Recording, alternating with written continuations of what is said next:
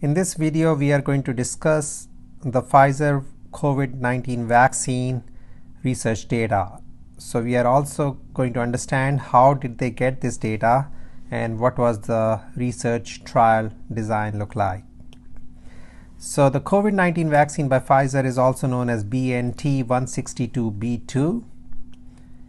The study was designed just to take patients 16 years or older. That means all the participants were 16 years of age or older, and that is the reason we do not have data on younger patients 15 years or younger, although that may be coming soon. 2 doses of these vaccines were given to each trial participant 21 days apart. It was 1:1 ratio for placebo versus vaccine, which means equal number of patients were in the placebo arm as well as equal number in the vaccine arm. There were 43,548 participants in the research for this vaccine. They were divided into 2 arms, placebo and vaccine arms. In the placebo arm, the patients did get a shot, but it was not of a vaccine. They got a fake shot, and they don't know whether they got the vaccine or the placebo, but fake shot was given in the placebo arm, whereas in the vaccine arm, the participants got the real vaccine. Now, this is a blinded study, which means neither the doctor nor the participants know what they got. And that is done to prevent any kind of bias coming into the study. Once the study finishes, at that time, unblinding of the study happens, which means the labels are taken off, and then everybody knows who got vaccine and who got a placebo. 21,728 patients got placebo. 21,720 patients got the real vaccine. Day 0 was the first day when everybody got the vaccine or the placebo, and that was the first dose. 21 days later, they got the second dose of either the placebo or the vaccine. Total of 37,706 patients or participants completed the whole trial. Now, if you look at it, 43,548 patients started, but in the end, only 37,706 patients completed the trial. This can happen due to many reasons, and some of the reasons given by the researchers are that patients were lost to follow-up. Some of the patients decided not to get the second dose. Some of the patients, doctors decided that they would not let their patients get the second dose. And it could be side effects that might have prevented other patients from getting it. So day 28 was the cutoff time after which the researchers were mainly going to look for who is getting COVID-19 infection in these groups. But they also look for COVID-19 infection before also, but that was the main primary goal of this study. So after the first dose, between the first dose and the second dose, 121 participants got COVID-19 infection, out of which 82 of those participants were in the placebo arm, and 39 participants from the vaccine arm got the COVID-19 infection. And that is where we get the number of 52% efficacy after the first dose. After 28 days, 170 patients got COVID-19 infections.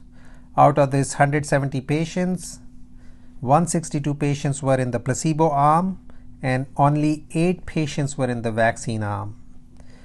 That means the vaccine showed an efficacy of 95% here. And as you can see, there's marked reduction in number of patients who were getting COVID-19 infection in the vaccine arm versus the placebo arm. One other data point that we have noted as we studied this research was they have mentioned that 9 patients in the placebo arm got severe COVID infection, whereas only 1 patient in the vaccine arm got severe COVID infection. And that is where you are hearing that this vaccine is causing the COVID-19 severity to be much less than what it would be without the vaccine.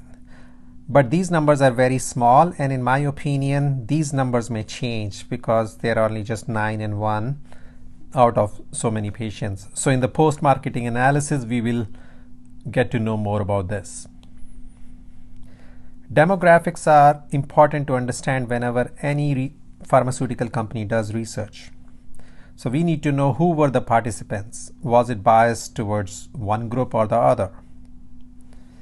There were 51% males and 49% females. Whites were 83%.